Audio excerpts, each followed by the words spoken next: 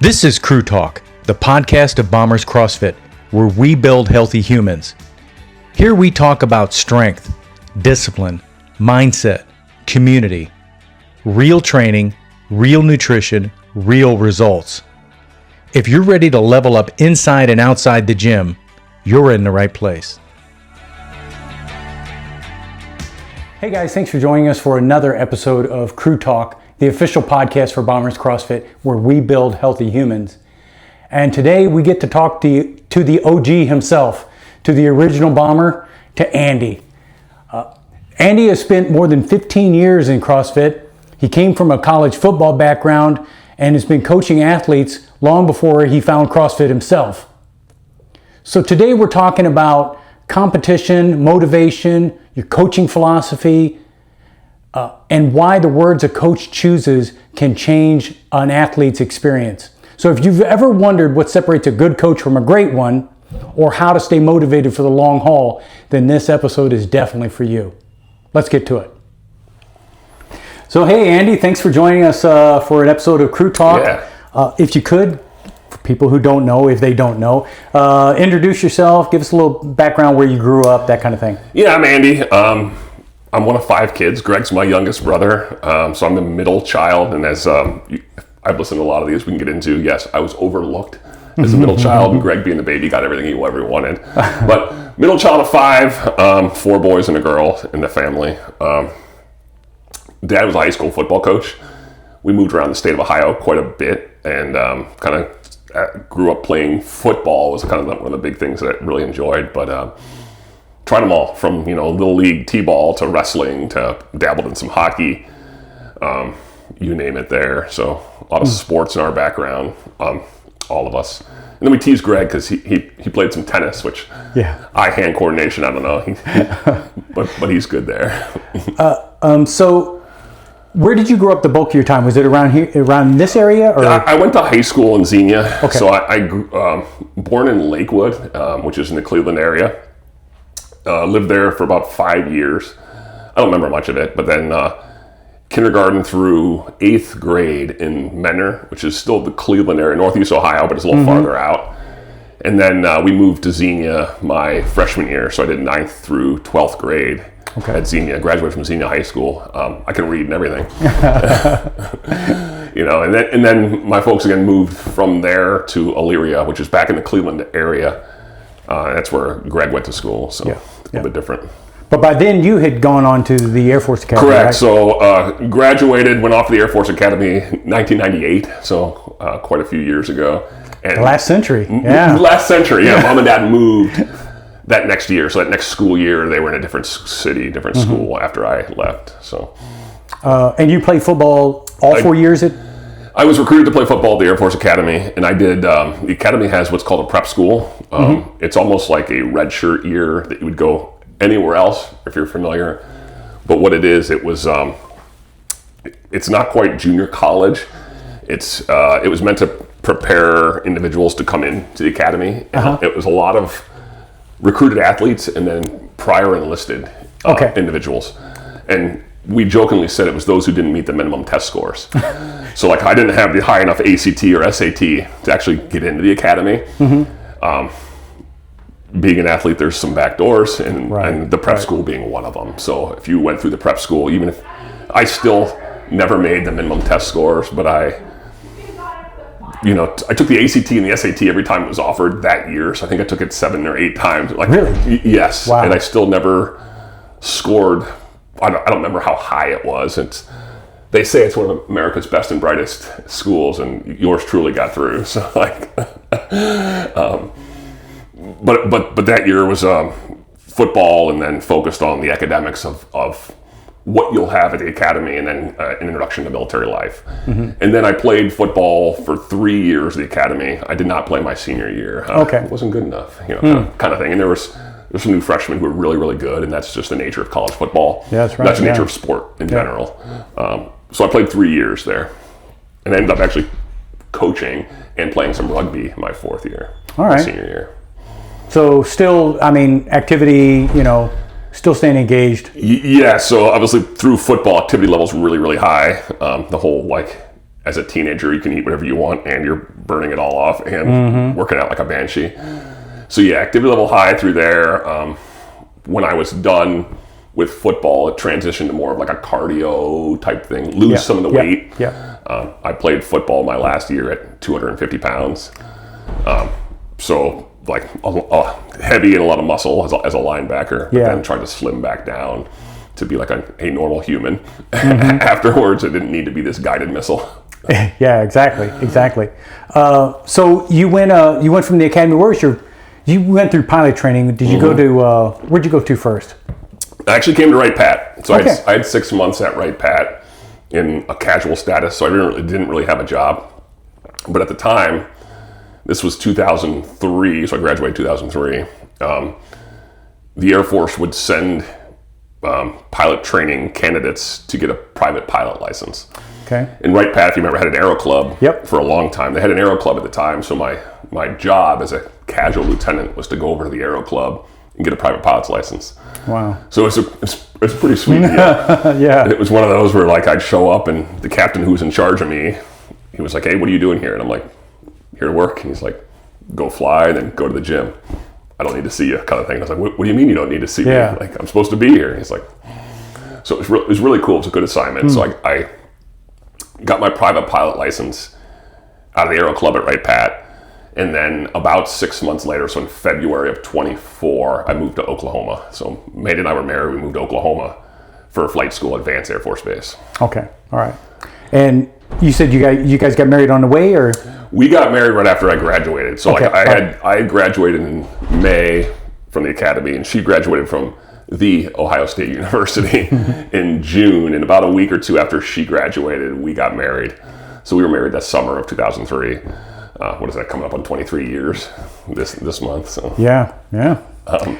So what did your workouts look like when you were going through that pilot training? You said did you go to the gym a lot, or?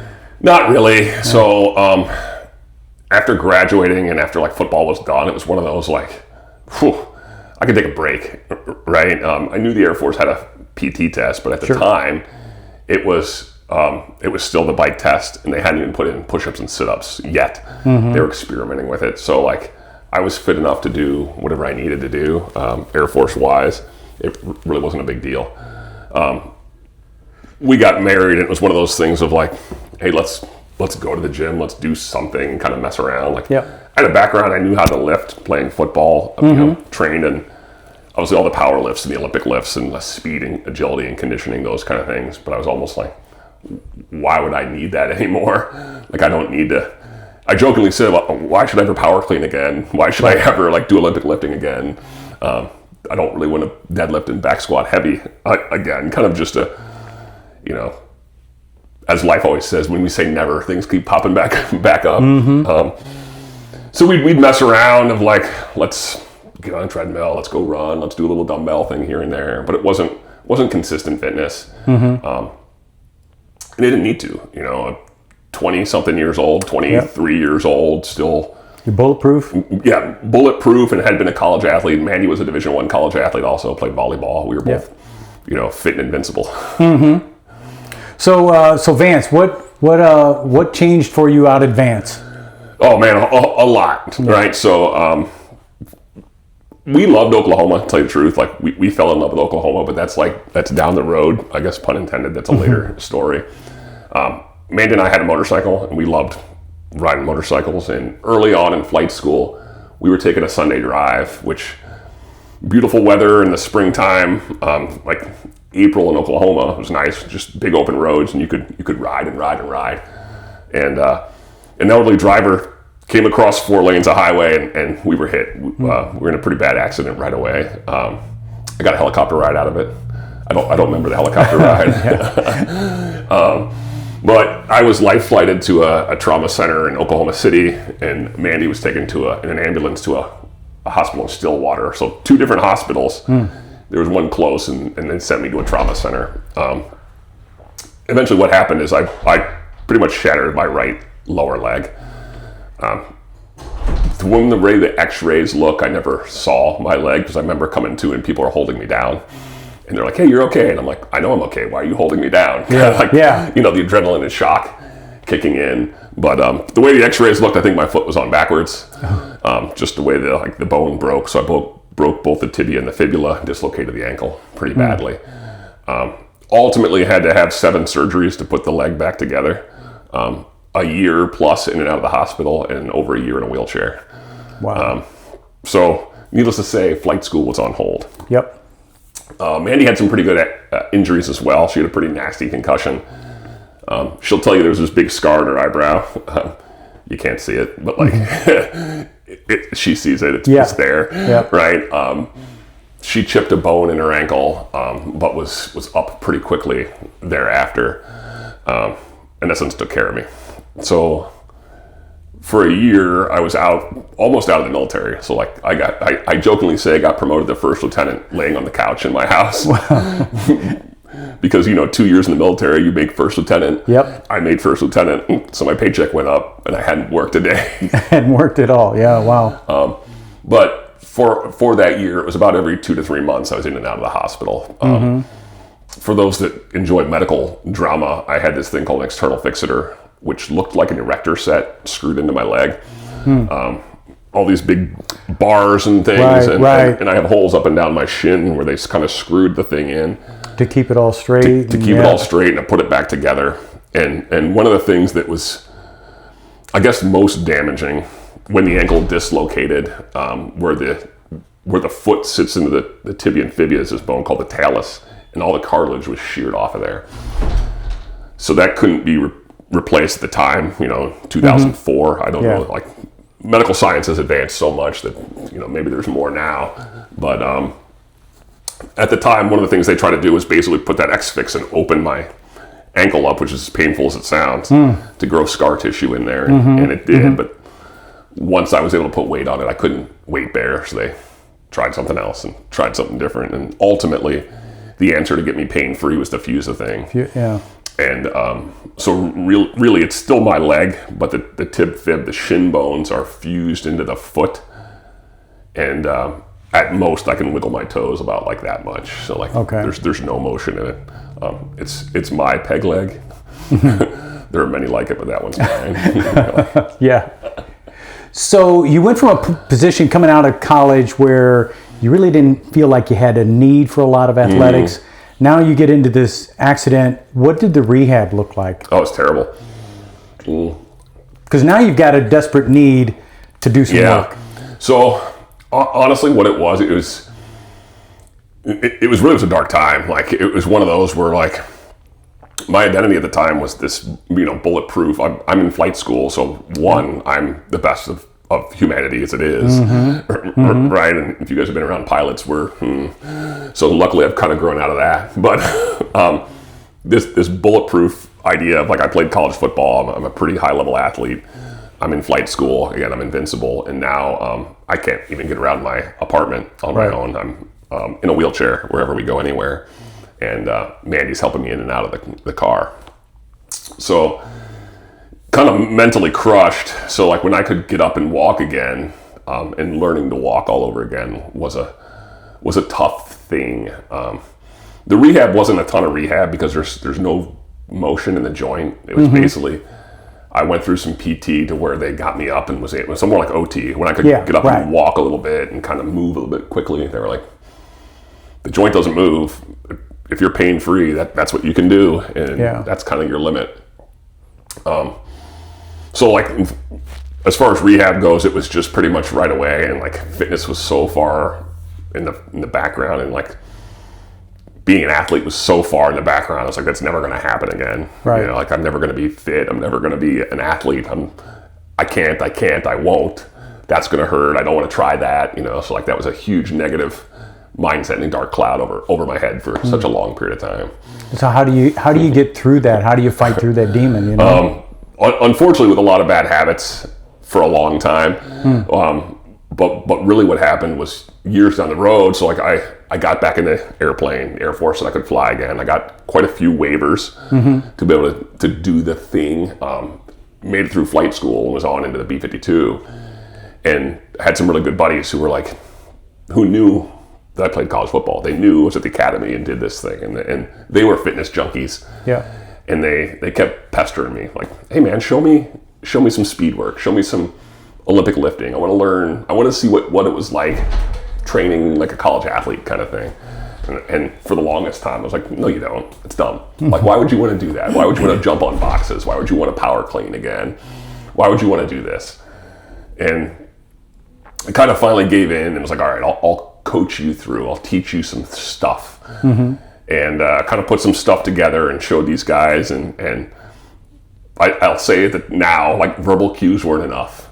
You know, I'm like, hey, pick up the bar and do this. Right. And they're like, it doesn't make sense. Can you show me? And I'm like, no, I can't. I just can't. Right? I'm this crippled, broken toy. And they're like, well, I don't get it. And then they're doing the thing, and it looks like, you know, garbage because it's, and I'll jokingly say it's someone who had never done it, but like, we see that a lot. We see someone who's never done it. Right. And there's ways to teach it. And so I kind of gave in and said, all right, let me show you how. This is how you can do it. And I realized, like, hey, I can try and I can do these things. So these guys just keep poking at me, and I can do a power clean. I can do a box jump. I can learn to do these things again. And it was like this huge mindset shift of like, instead of I'll never do that and just sorry for myself, like, hey, I can try. I can get over it. And, you know, it's not going to be 300 pounds or it's not going to be explosively fast, but like, hey, it's an empty bar. I can do that. Right. I can jump on that plate. I can do that. I can switch directions slowly, right? So that kind of led me out of that like dark cloud and really shifted my mindset from like I can't to I'll try. So it was really, really cool, and I can almost like I can pinpoint it and kind of lean back and say, oh yeah, that's where I kind of climbed out of this dark hole and said like, hey, fitness isn't just physical health. This is a huge mental health thing, and like, and people need to realize that like you're in a dark spot. Just trying something and just doing something is like it's huge. It's life changing. Yeah, absolutely. Do you think those guys realized that they were kind of like they pulling you into? They didn't at the time. I've talked to them about it afterwards, and one was like a really, really one of my close best friends that like. He actually went to the prep school with me and then ended up leaving the academy for various reasons. And then we met back up in the B-52. So it was really, really cool. And then we actually, like, I got back on the motorcycle after the accident, which, you know, back on the horse, as they say. And we used to ride bikes for a long time. And I've stopped and finally had Dean sell my bike for me. So thanks, Dean. Yeah. But we did a lot of stuff together, and he knows now that basically he helped pull me out of that by just pestering me and kind of always wanting to be there and like, hey, show me this, do this, try this, and like that little annoying little brother, like, get out of here, get out of here.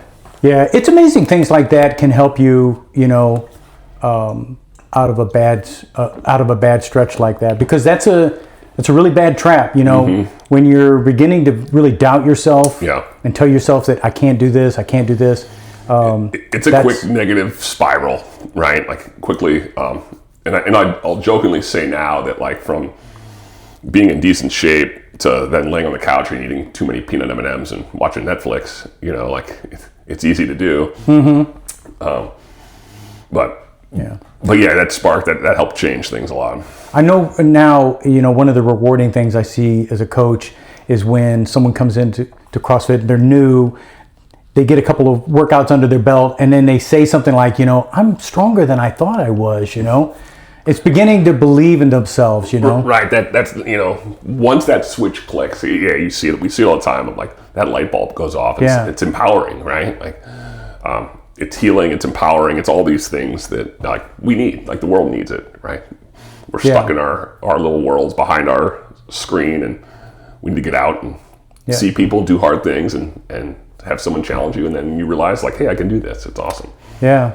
But you know that, so in your particular case, to know that I was able to perform as an elite athlete, I mean, honestly, and then now I'm going to have to accept the fact that I'm not going to be as good as I was. Yeah, every now and again, that's still like, it's humbling and it's crushing from time to time, but knowing that like, every now and again I'm like, man, I wish I could do that, or I wish I could do this, or why can't I put this weight on the bar or do that thing anymore? But again, I'm like, well, I can walk. I walked in here today. Yeah.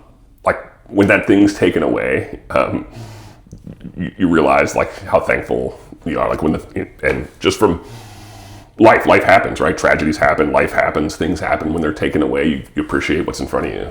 So, well, it happens to us all. It does. I mean, there will come a time. The train is going that direction. You know what I'm saying? Yeah. There's going to be a time where no matter where you were, and I don't have delusions of that 250-pound guided missile coming back. Every now and then, the bad attitude will come back. But like, I know I'm not going to keep up. I don't keep up with myself from 2020. Yeah. Like I don't. Yeah.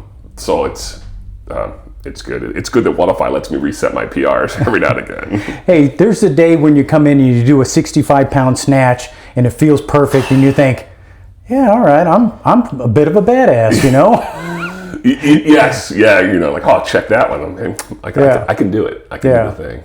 Yeah. Or like you hit 3 double unders in a row and it's a good day. There you go. There you go. So talk to us about the movie 300. What significance does that have? So 300, when that came out, that was the rage, right? Like it was this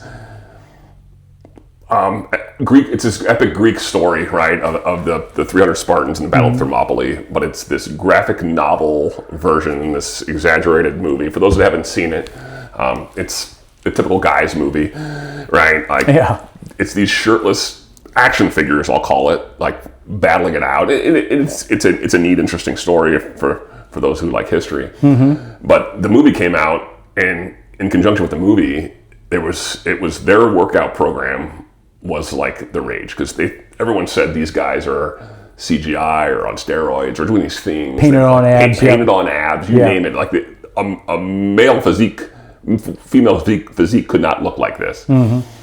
And it came out, this is their training program, and it said they're doing this, they're eating this way. And it was in like Men's Health and all the Muscle and Fitness. It was in all the magazines. And I caught a workout and I said, this is cool. Like, that's intense. I don't know whatever that means. I want to try that. And so like the guys who were working out with me, we tried this thing and put it together, and it was this 300 workout where it's like 10 movements of 50. It was almost like a fight, not fight combat, almost like a Filthy 50. Filthy 50, yeah. Style workout, which we weren't doing CrossFit at the time. We were just kind of training, I'd call it athletically, moving quickly on circuits. And it was CrossFit. We just didn't know we were doing CrossFit. Did this 300 workout, and it kind of led us down this rabbit hole of let's try these circuits and high intensity interval type stuff. Mm-hmm. It's all the rage these days. So really that kind of pulled me into CrossFit. Kind of the mad science of it. Yeah, like the back end of it, of like, oh, here's how we can put some things together, this and this and this, and jokingly, the guys we were working, it's like 4 or 5 of us, would say like, let's see who can throw up first. And honestly, we would go as hard as we could, and some people have that trigger that they'll throw up for workouts, and some people don't, as we see in here. None of us did. We'd go real hard. We just didn't have that. Some people don't have that trigger. Yeah. Right, wrong, and different. But it was always like giggling in a pile of like, ugh, it was terrible. Let's try something else. So, what point did you learn about CrossFit then?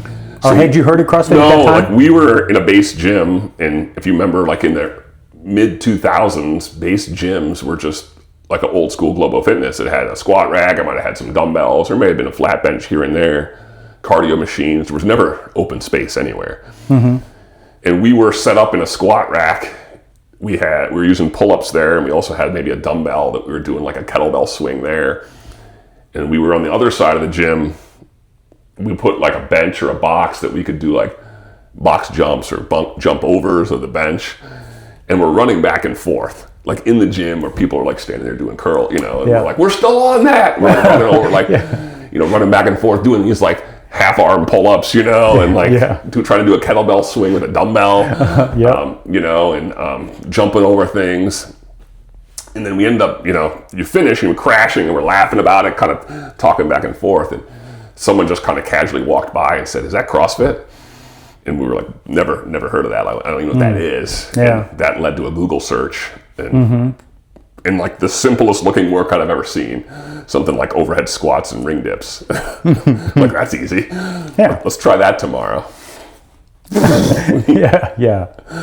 So really that's how we found it. Of just like a passing conversation, saw the website, and it was like, hey, it's a workout. Let's do this. That's our new workout. So for like 2 or 3 years, that was my workout every day.com. So you just go to .com and just wait like 8 p.m. like at the computer trying to refresh it. So this was just something. I mean, you guys had kind of found that accidentally by on your own anyway, and now you see that this CrossFit thing is actually it's a real deal. There's a thing, and it this was 2009 when I stumbled upon it.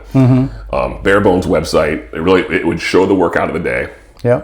And then there's like a list of comments. And sometimes there'd be like a quick time video of a movement, and that's how we learn like a snatch or a muscle up or a handstand push up. Yeah. Like again, American male, I grew up playing sports on my feet. The first time doing a handstand, unbelievable. The first time trying to do like a muscle up, like just it didn't click. So yeah, that became my training plan and my routine. And then we did like a 3-day on, 1 day off because it didn't program a day. So we kind of, it's a rest day. We go in and mess around and try something out, that kind of thing. So, and it's been CrossFit ever since. I mean, that was it. I was sold. So like the first workout that humbled me, like again, I think it was overhead squats and ring dips in the base gym. Didn't have any like bumper plates. Right. So like it said 95 pounds. I'm like, oh, okay, easy, 95 pounds. And they didn't have rings, but they had like the Roman chair thing with the dip bars. Yes. Yeah. So I'm like, all right, the dip bars, they're kind of right there. There's an Olympic bar there. Like, I'll load it up to 95. Try the empty bar and like overhead squatting. I'm like, this is ridiculous. Yeah. 3 reps, that's good enough. A couple of dips at high heart rate. Like, I was like, this is crushing. Like, we need to do this. Like, and I'm sure the trajectory starts going up. I mean, just like most people when they start CrossFit. So, I mean, you're beginning now to gain back some of that athletic performance that you had before your accident. Yeah, it was a ton. So it was really, really cool seeing, like anyone, like when you start CrossFit, you see these results and you see these things and these new skills are unlocked. And I'm starting to see like strength numbers come back that like I didn't think were attainable. And not that like I was going to get back to collegiate back squat and front squat and clean PRs. Right. But I'm seeing a number that's like, that's in the heavy range. I mean, the zip code of that, Yeah, that's like something you can't just pick up and put on your back. Yeah. Right? Like you have to use a squat rack. You have to like do some things. And it was going really, really well. And then all of a sudden it dropped off hard again. It was one of these where like I didn't realize it, but 5 years later I had to have a neck surgery because my legs stopped working. It was basically a holdover from the accident. Okay. Mandy and I had a severe whiplash injury that didn't show up right away. 5 years later, my strength numbers start declining and I'm training hard and I'm eating right. And like, this is early CrossFit. So like everyone's on the zone and everyone's like macroed out. And like we had changed the way we ate at home and we're doing all this stuff and, as crazy down the rabbit hole as people can get right away, and I'm seeing like my numbers are dropping and like I can't hit the same things. I can't jump on a 20-inch box anymore. I'm having a hard time running and walking. And it wasn't until a friend of mine, who's one of our flight doctor, saw me going up and down stairs using the handrails, and he's like, "That's not right. Like, you need to get looked at. Stairs aren't that hard." Right. Which I thought was a cool trick to like parallel bar up the stairs, but he was like, "That's not good." I got an MRI, and the MRI instantly came back with like I had 2 discs that were like giving me some severe spinal cord damage, pushing into the discs were bulging, pushing into the neck. Needed to have discs removed and my neck fused together. And this was, again, 5 years after the accident. I had been back doing CrossFit and performing really well, but then one more setback. Right. Thankful to have Mandy in there with me. Like, she goes to the doctor's appointment and doctor asks for questions. My only question was like, when can I start working out again? Yeah. She had all the real questions of like, what's going to happen, what do we need to do? And he was just like, the recovery will be like this, but for now, stop. I was like, what about handstand push-ups? He's like, don't. Yeah, like, yeah. you could paralyze yourself kind of thing. And I'm like, oh, okay, paralyzed, bad. Hold off on workout, okay. Yeah.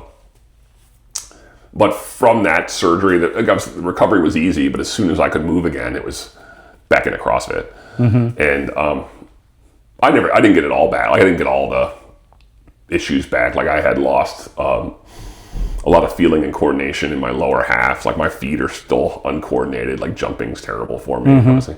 Running, the ankle sucks to run, but like the balance and coordination of the spinal cord damage makes a lot of things feel off on certain days. But it's stable. Like, I'm not getting worse, but and again, I'm no delusions now that I'm going to be that 22-year-old college football player. Right. That, like, my body's been broken down pretty hard. Was it easier going through the second time mentally, kind of? 100%. So, like, having done CrossFit, knowing that, like, I'm losing strength and coordination, but now that they found, and that was, long story short, it was a year process to find that out. I kept going into the military doctors, and they would do neurological tests of like, hey, let's test your strength and do these things, and I could pass them because I was still strong. Right. But I was like, this isn't, like, I could hold your arms out, I can hold my feet out and do the tests. But I was like, I'm strong, but like, there's something not there. Like, I'm losing strength, I'm losing weight, and not in a good way, you know. But yes, after I went through this surgery and was able to move again, like, that recovery process was super easy, mainly because of the mental aspect of like, well, I can't do these things yet, but I can breathe hard by getting on a rower or getting on a bike. I can breathe hard by, doing some lightweight movements without getting too strenuous yet until I had like the green light to let's try these, ramp back up into heavier things. Yeah. So does CrossFit have a point if you can't be the top of the leaderboard? I almost feel like does that teed right up into that? So like, yes, or no, because like we always want to win, but 100%, right? Like, it's really, really cool. And I had the privilege to go to the games 2 years ago and see the fittest men and women in teams, and that's really cool. And what they can do is amazing and impressive. And it was really cool again when I played at a high level of college football. Like, it's really cool to see what humans are capable of. But I think it's even cooler the fact that like we can stay upright and do the things that we want to do outside the gym because of what we do, right? I attributed a lot of it to CrossFit, to like being able to stay upright and chase my kids around, and like now that I have teenagers and they crush me in every workout that we ever do. Right. But I can go out and pass with them, and I'm not exhausted at the end of the day. And like, if they want to go do something, like, we can go do it. To where like they'll come home at the end of the day like, oh, I can't do anything. I'm zapped and exhausted. Like, I'm zapped and exhausted, but it's because we did it to ourselves. Yeah. So I mean, what do you think about, like, as far as a workout, of giving your best effort? I mean, is that more the goal today than trying to ring a PR bell or something? Or it is for me.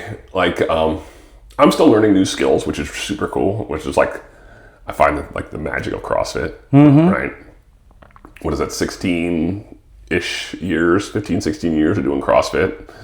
Things like arm cross jump ropes. Yeah. Unlocking these things. Still the magic of figuring out double unders, trying to walk on my hands. Whether I can do it or not, like, cool. Right. So like figuring these little skills out, the elusive bar muscle ups, and I find that fascinating. But yeah, like for me, it's totally changed of like, what is my best for that day? And can I go hard? Like, it's been forever since I've hit the RX button. I got a few last month, so thanks guys for making this stimulus, but like the RX weights, those aren't my wheelhouse anymore, and most of those RX skills aren't my wheelhouse. But I can make the time domain. If it's supposed to be a 15-minute workout, I can adjust it and say like, hey, I can give a full effort for 15 minutes and hopefully be in that target area. And like, I'm gassed, exhausted, and sweaty. Check. Right? Like, that's for me, right? Yeah, I still feel like that's intensity. I mean, I've been dealing with this, with my one arm, and so, and I've worked out modified everything, all kinds of different weird ways. I've gotten great workouts, Yeah. you know? I mean, you know, and just using one arm. So Yeah, it's crazy. yeah. So I mean, it's still I end up, you know, exhausted and you know, and I still love it. Like I love the competitiveness of it still too. Yeah. Right. Like, and I know I'm not going to compete with the top in the gym, but in you know this, and everyone knows this, of like, there's those 2 or 3 people that you're always kind of around. Right. And you're like, hey, those are my competition, because we're usually about the same weights. We're usually about the same times, give or take here or there. And it's all, to me, that's what's fun about it, to where like, yeah, there's some really, really fit men and women, and I know I won't catch those few, but I can catch the ones who are with me, right? Yeah. Which I think is fun for CrossFit. well, I still say, you know, there are days when I'm on the bottom of the leaderboard, me too. and I know that I gave it everything I had. Okay, so I'm not ashamed. I'm not the least bit ashamed of being at the bottom. You know, and here's the other one too, of like, I made it in that day. yeah, Right, exactly. life takes over sometimes. I'm like, I made it in today, even if my scores doesn't, you know, reflect how amazing that is. So it's kind of funny, you know, you, in a sense, you kind of found CrossFit being a coach first, because these guys wanted you to coach them. And for most people, I think their journeys are the other direction, you know? Correct. But let's talk about when you actually became a coach. Yeah, so that got me back into fitness, right? Right away I was coaching. And Greg and I laugh about it. It's in our blood, right? Dad was a high school football coach for 30-something years. That, like, that's what we grew up around, coaching and being around athletes and kids and things like that. So the apples didn't fall too far from the tree. But when I knew that this is what I wanted to do, pretty much I would say right away, like when we got into, like when we found CrossFit, and I'll say, like, from those 300 workouts to like chasing.com, we had to become our own coaches, or someone had to lead it, because you looked at .com and it just posted a workout and that was it, right? There wasn't affiliates anywhere. You couldn't find a gym. So when the workout said 15 overhead squats, 20 sit-ups, and 30 double unders, you're like, what are these things? And how do we get better at them? Someone had to say, like, let's try this, or let's see this video. And then when I'm looking at you and you're like, that can't be right. I don't know what that is, but that's not right. Yeah. So it just kind of out of necessity became like, let me show you this. And I was, I guess, kinesthetically aware enough compared to some of the other guys I was working with, and know that, like, hey, that needs to rotate this way, or this needs to adjust this way to make that thing happen. And then that just kind of naturally took over to, like, all right, here's our thing, let's do it. And because in the early days of CrossFit, we were probably in a room smaller than this, or had no more free space than this. So it was just like, hey, you go real fast and do your thing as quickly as you can. I'm kind of watching and adjusting, and then it's like, now try to do the same thing for me, right? I'll do the thing real fast, and we just kind of naturally had to coach each other.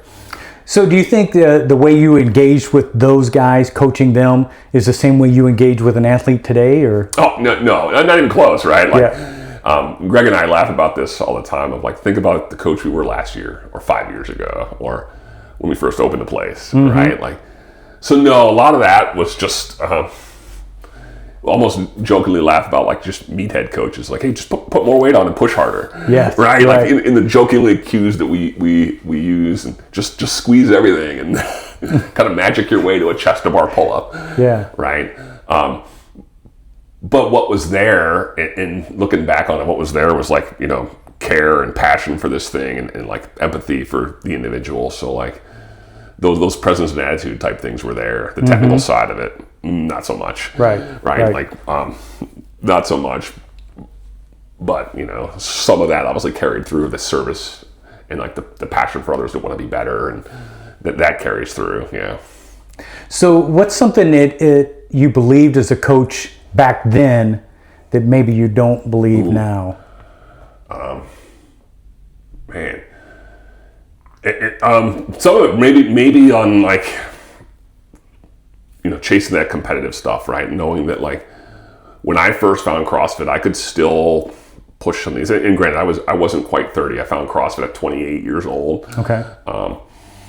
And at 28 years old, before multiple surgeries, like in my neck, right? Like, oh, I can still compete or do these things. And then as I got in, now that, again, a seriously broken toy in my 40s, closer to 50 now, that like it's about longevity, and it's about being able to do the things I want outside the gym. I first saw it as the sport itself, like, hey, this is the thing that we should do, and maybe we should spend 2 hours, 3 hours. Right. Like, and it was our hobby. Like, a lot of people fall in love with CrossFit. Like, I want to do more CrossFit. Yeah. And then I realized, like, as I've gotten older, and now my view changed of like, I love CrossFit, and I'm still going to do CrossFit, but like, if I can just do the 1 hour a day, and then whatever the hobbies I have outside of life that are, again, for now, it's like where my kids are at and like what we're doing, and, you know, chasing the grandkids for you. And yeah, it's not so much a sport or a hobby, it's more of a lifestyle. 100%, right? Yeah. It's like when we talk about, you know, when you go on a nutrition change or a diet. It's not a diet anymore. It's just, this is just how I eat. Yes, that's right. Yeah. Right. Like it's not, you know, CrossFit's not a hobby or a workout program. It's just what we do. 1 hour a day, 3 to 5 times a week. That's just what I do. Yeah. That's why I love people coming in with their kids, you know, because or even if the kids are just sitting on the couch watching mom and dad do a workout, you know, Right. because they begin to learn that that's something you do as an adult or as a human being, because you do the work. Right. You know, you come in, you have work to do every day. Yeah. You know, they start to see it. And and it just creates a lifestyle that just becomes part of your life. and it's really cool as the kids get a little older, and then they finally jump in, and then, you know, they're all in too. And then I love it when families work out together. Yeah. You know, to me, it's really cool. Again, it's cool to get my butt kicked by my teenagers. But man. Yeah, I mean, it's great to have fun with it, you know, to do a competition or something, or maybe when you're, you know, kind of at your peak, you know, you shoot for the open, try to make quarterfinals or things like that. You know, those are all great, you know, kind of dealing with the sport aspect of it. I love it. Like, and it's really cool. And I wouldn't even say the 20s, because like the stuff that these masters athletes and what they're doing is incredible. And all the age divisions, you know, all the way up to the top age divisions, what those men and women are doing is incredible. But it comes with that sacrifice, right? Like, if that's the thing and that's the goal, like every games athlete I've ever talked to or qualifiers at the highest levels, it's the nutrition has to be dialed in, the sleep has to be dialed in, the recovery has to be dialed in. Not only just the training program, like your workouts and extra stuff and things, but and generally that's not something that's 365 days a year, you know. It can't be. I mean, it can be if you want to be at the top. But, you know, it's like I heard a guy who played Thor, you know, Chris Hemsworth, and he was talking about, you know, he had this one scene in the first Thor movie where and I mean, his body is in like perfect condition. You know, perfect condition, right? And he's like, that was a day. You know, there was a lot of work that went into making that day look that way, you know. But it didn't look like that for 365 days, you know, because it's hard to keep that, hard. that level of high performance. Discipline, right? Yeah. Which is cool if you're chasing the goal, right? Like if that's the goal, you want to be on the podium. I love it. Like, I love it. Go for it, right? But realize what comes with that. Yeah, you know? and recognize that CrossFit has tons of value below that. Okay. Correct. I mean, that's not what CrossFit has to be. Right. You know? And you think what CrossFit started on was basically off the carbs, off the couch, of like making making world-class fitness accessible and available to just average people. And to think to change lifestyle and change, you know, push away chronic disease and make people healthy in ways that they never thought possible. And it just turned into people being really athletic and really fit. And then it's like, it naturally kind of grew to a sport of CrossFit. Right. But really it was taking average people, you and me, and saying, can we turn these people into really world-class athletes and train that way? Like, there's no reason we shouldn't train that way. So how does it, as a coach, how do you try and incorporate an environment that's like fun and effective at the same time? Ooh, fun and effective. Bad jokes. Bad jokes, okay. Not quite as good as Patrick with those bad jokes. Fun in effect, some of it's personality, right? Like, and you think, I almost think, would I like to be in my own class? Like, would I have had a good time in my own class? And the answer is no. I'm like, oh man, I should change that. So growing a silly mustache, I think, maybe helped. But really, and that's like the two goals of a class. Like, do people learn something, and then they have a good time? Yeah. And really, if we can meet both of those things, you're more likely to come back, right? Like if you had a good time, like, well, it was fun, I want to do that again. And if I learned something, well, now I'm adapting and growing, and I want to come back. So, and if those two things meet, that's like the secret sauce of CrossFit. I don't know how it's done. I don't know how I break it down, but like, that kind of comes down to like engaging with people and making sure their needs are met, and as a service industry, and that's kind of what we do. We try to serve those in front of us. So how do you plan for like the education? So like, with the workouts, you're putting together your plan for that class. How do you pick what you're going to teach that day, what you're going to focus? Yeah, I'll tell you, it kind of comes back to our team. Our team does a great job of like, when they program, pushing out, like, here's the intent. Here's what we want to try to get out of the workout today, whether that's time or rounds and reps. And when I'm planning a class, when I look at that session, I kind of look at what is that intent, and if that's something we can teach, like how do I teach to that, and whether that's on like today where we did like a heavy back squat. What are the things that I want to teach in that heavy back squat? Well, they may have heard a lot of stuff in the squat before. What are some things that they may not have heard, and can we talk to some of those nuanced things and hit the highlights of the stuff they've heard all the time, without making it like boring and rote memorization of like, hey, put your feet here, put your knees here, put your hips here. Again, those are great reminders, but maybe every now and again we can throw in something that's fresh, because we've been studying on backsquats.com for so long. I don't know if that's a real website, but like, as we learn more as coaches, I want to try to pass more of that on, or as we gain more experience, I want to try to pass more of that on, so someone might have like a little aha moment. Yeah. And that's kind of where I base my lesson plan on, is starting with that. What is the intent of the whole class, and then kind of work backwards that way. It's like, where can I teach, and where can I drop little knowledge bombs, I guess we'll call them. Yeah. I think it's important to keep the kind of simple cues that like, even if you repeat it a lot, right? So I had somebody just recently say to me, it was about bracing at the top of a squat, okay? And they were like, wow, I did that and it really worked, and I'm glad you said that to me. And I thought to myself, I probably said that 10,000 times, Yeah. And it never goes. But then one day it clicked. And you've done this too. Like, you've been in class when someone else is coaching, and they say the same cue you've said for years, and everyone's like, I've never heard that before. That's the best. That's right. Yeah. I'm like, I Yeah. I want to say early elbow bend. So on my cleans, I used to pull early, all the time, and people would always tell me, hey, don't pull your elbows. Don't pull your elbows.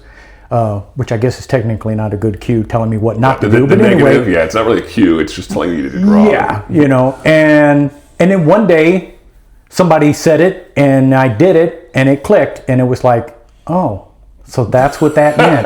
Okay. Yeah. All right. Yeah, because some days it's just a matter of putting it into your head, 100%, right? Like, you're maybe in the right mindset and heard it, and like, who knows? So as a coach, when you have a moment like that, what do you? I mean, do you just high five the person, or do you say, "What? I've been trying to tell you"?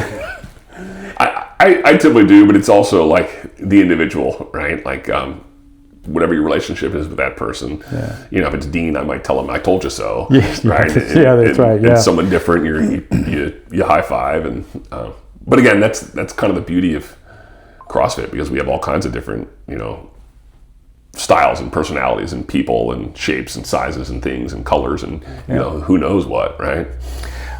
You talked about influencing the athlete's internal dialogue.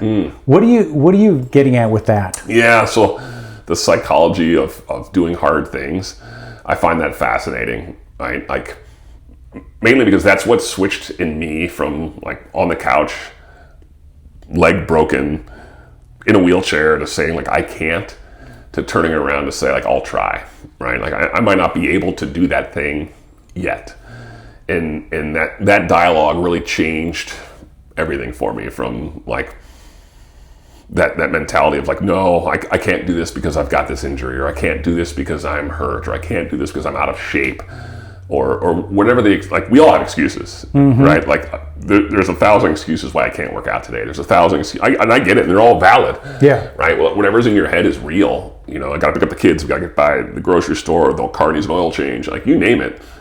Like that is real. There's an excuse, and it's a valid thing until you decide to like, I can make time. I can do this thing. I can try that.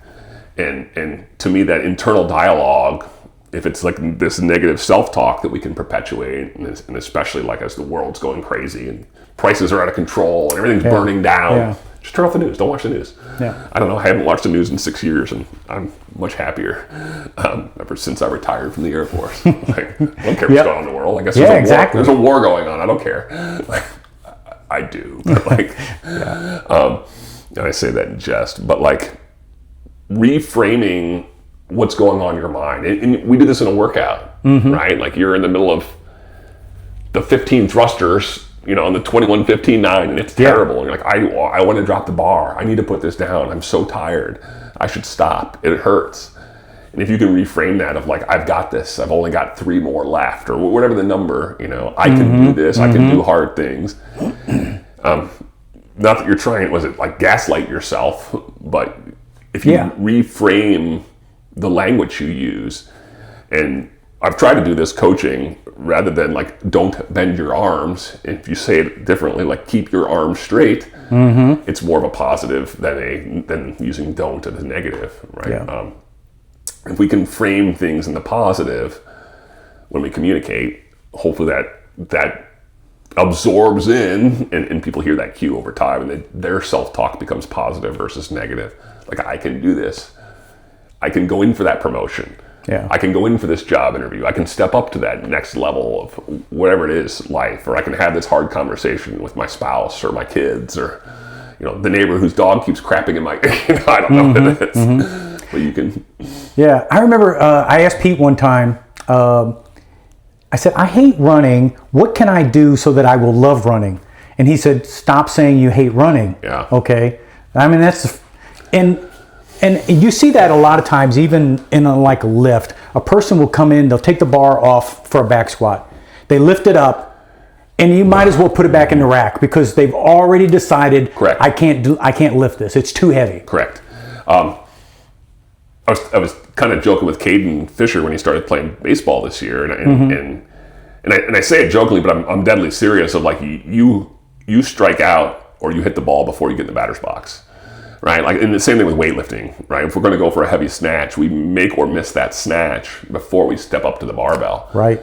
Right. And if you're in your mind of like, I'm going to strike out, this pitcher is really good, and then I step in the batter's box, you've already lost, right? There's nothing I can do. Like, you're going to miss. Even if you make contact, it's nothing. But if I can hit this guy, I've gone through the reps, I've gone through the practice, I've swung at 1,000 fastballs, I am prepared, and then the rest will take care of itself. Like, whether you hit it or not, like, you're in a positive headspace. And the same when you step up to the heavy barbell, of like, I've done 100 snatches, we've done 100 today, 90 of them were pretty good. If I just do the same thing, I'm going to hit this. Yep. Rather than thinking like, oh, that's 5 pounds heavier, or that's going to be really heavy, I'm going to yank it, and now I have to do this. If we can be in that positive headspace of, I've done this before, I can do this again, stand on what you know is to be true, rather than like, I'm going to rise to the occasion kind of thing. Yeah, just walk up and believe, you know? Yeah. Not that it's that easy, but like. Yeah. There's this movie, Mr. Baseball, with Tom Selleck in it. I don't know if you ever, and he was talking about when he was through a hitting slump, and he was like, I used to walk into the batter's box and I would say, hit the ball, hit the ball. And he's like, one day I walked in and I said, just don't miss. And then that was it. He just couldn't hit the ball, you know? I think that has a lot to do with it. You're right. And then what we tell ourselves, what we believe, right? And if you tell yourself something negative over and over and over again, you start to believe negative. And if you tell yourself like, I can, or I'll try, or I might not yet, like it's the thing with, let's say, a chest to bar pull-up. Well, I'm not there yet, or no, I can't do chest to bar pull-ups. They both mean the same thing, but one, I'm not there yet, is positive working on it, where I can't is, have you already defeated? Yeah. So you've been coaching now for a long time, 15, 16 years? Something like that, yeah.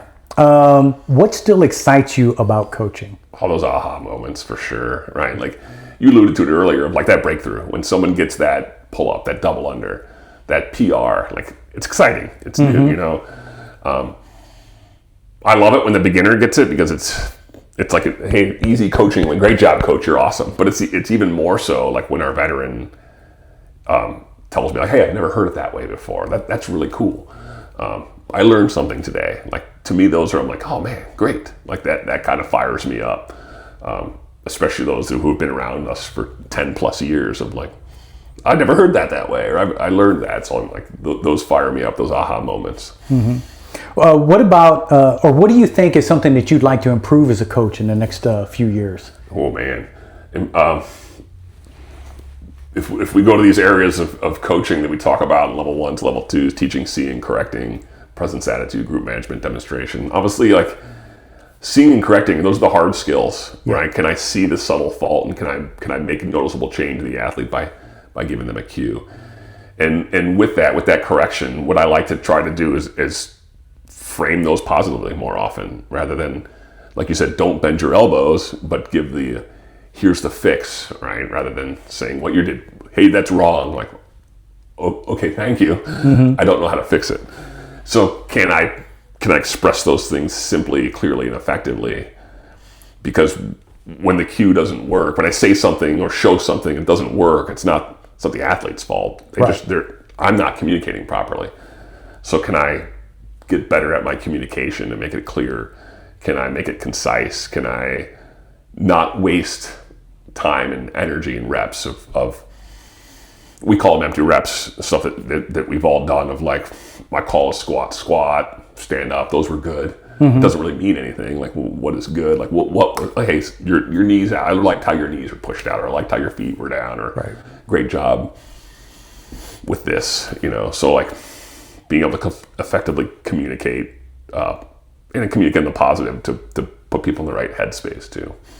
And now, we probably should mention too, I mean, you've been on the seminar staff now for almost 4 years. Almost 4 years, wow. Or just over 4 years now, yeah. And so there you have a different challenge, because instead of dealing with athletes that or that you see on a routine basis, these are all brand new people. Correct. Generally. Is your approach the same with them as it would be? Honestly, it is. Like, the more seminars I've done, the more I realize, like, I need to treat that the same as I treat the people in class, like in class here. Of like, granted, I know you get to know your people, you get to know people that are in your class and other personalities, and kind of some of their, this is what motivates you, and this is what motivates this person, and this person cues better with a visual cue versus me saying something. But really, it's the same communication style. Like, it has to break down that way to where, can I effectively and clearly and concisely give a cue to someone who I've never met, and I don't know what makes them engage. Now I just do that loop faster. Yeah. So you got to kind of quickly gauge that person out. What is it? Yeah. And part of it, like some of the magic of a seminar, is part of it is trying to engage and relate to these individuals within half a day, an hour maybe. And can you kind of start to build a connection quickly? And that's coaching in general, right? Like, we need to have a connection, because if people can go get barbells and pull up bars and squats and rowers anywhere, you can go to the YMCA, you can get a Planet Fitness, like, you can work out anywhere. Why they're coming in here is to see their good friends, and really it's the service provided from you and I.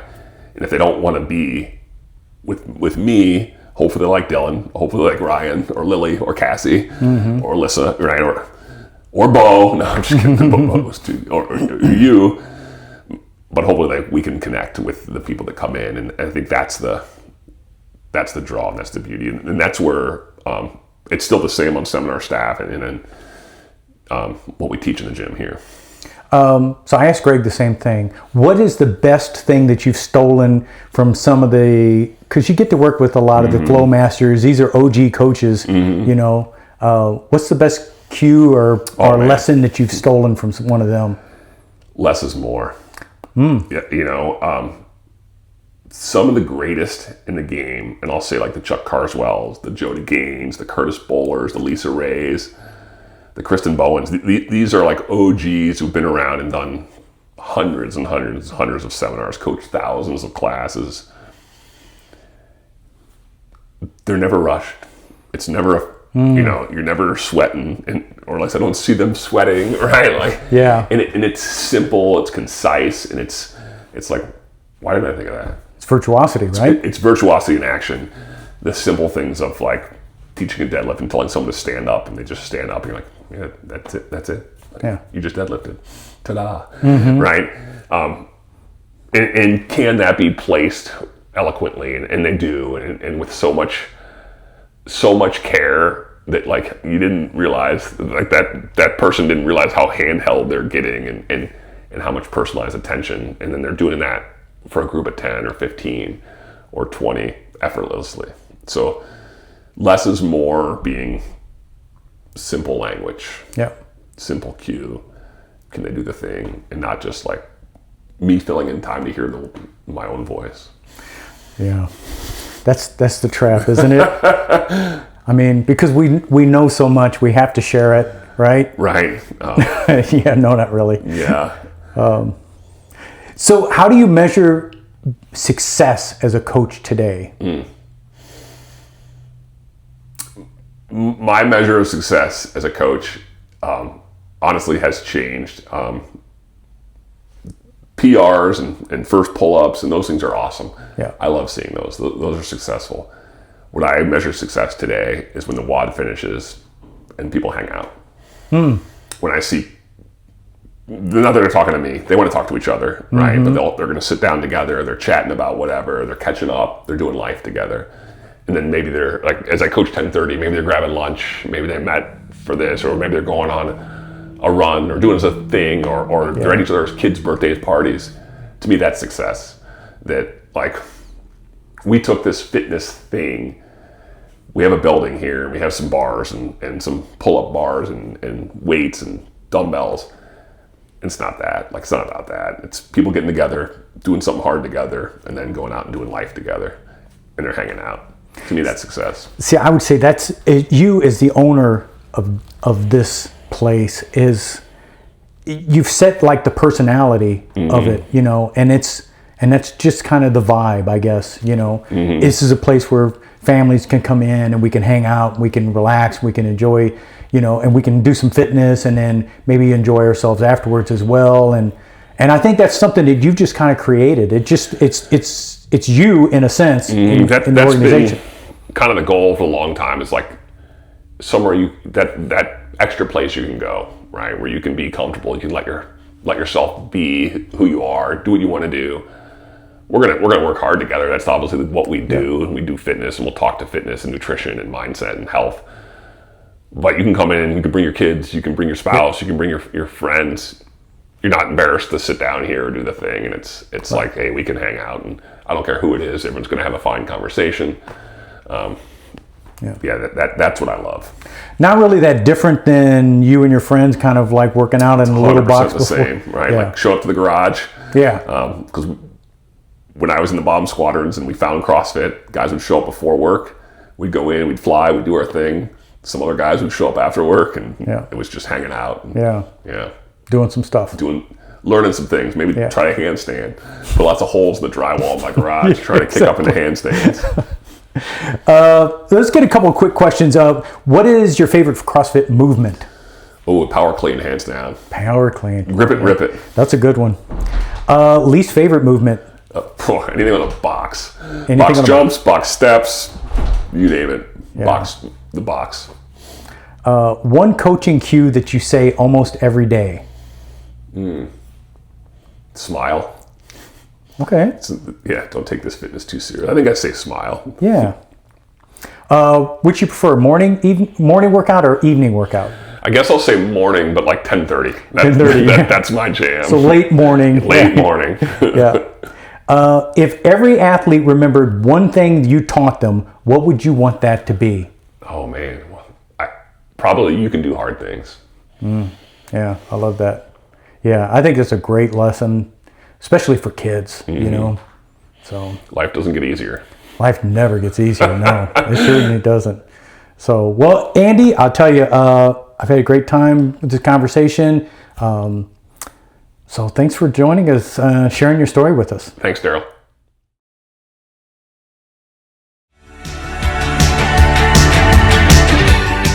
If you got something of value from this episode, share it with your crew. Do you want to train with us? Then head over to bomberscrossfit.com and see what we're building. Stronger every day, better every rep. We'll see you in the gym.